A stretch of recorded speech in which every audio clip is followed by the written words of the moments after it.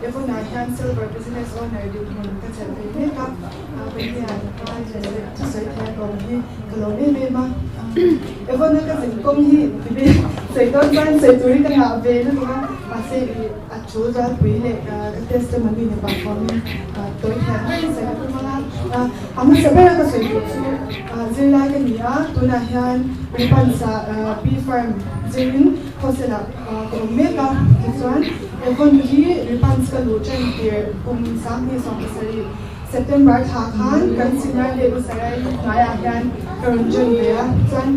ka join de chuan in I lai lu le nge an kal phung po ing sha nu mal lawin po de na ka join be ro ya chuan in nge ti khan kan ti chaw be mo mo pa ko sa la te order ka so ma ti khan nge state dam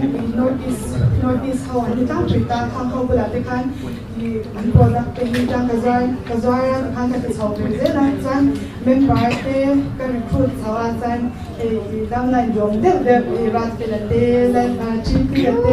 te Emily ni te hetama sang ni te twang ni te ama ni te ka sen sing la khan pa chan ni he dam nan yong ta te min pe a ka lo me mani chuan in heng zong ki nge ka se lu chu zai lai ni chung hian le na pe ni lo tan ni evon hi a join the a I nge tuna pe chuan ma ni pocket money mai po ni lo in nge ma ni hya te in chong thein evon tan ko tin na sa tak ni pe a chuan in se le du ko chu I nge chung te support na hi apoi mo ka ti me ma ko le pa hang ni support me ma ka hosila ko mo bangin ka pa han box te ni lam saka chan ka nui na thei ko pin den chunga product te nge min lo sen kwa section ni ta khan apoi mo ka ti a amai ro chu he ki hai san na tam tak to chang te kan ni ve ka nga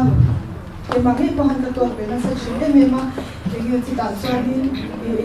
customer te po ni zai nam lo tak te kan ani ya nge ta te khanin azol to chok le zai tam zo ka kan chana nge an sha tham lo te she sa the tu ni kha poi mo ka e me ma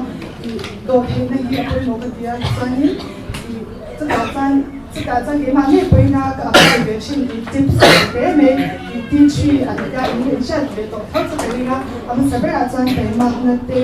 na ni a pa ni na chuan I te le pe na le ka thun na chuan tung ro na hi ni a pe chuan in heng tips mi ba thun tips le nge ke ma ni po ni tin kan nu na shi shim po han ni apply la I pe na la ya te mak na te lo chuan in ro te har to me ma pathian ma som ka tin pe ma takin thokila kham ka se ta ti chi te ne khan e fo na hian we are on boss ron ti le zero le hello me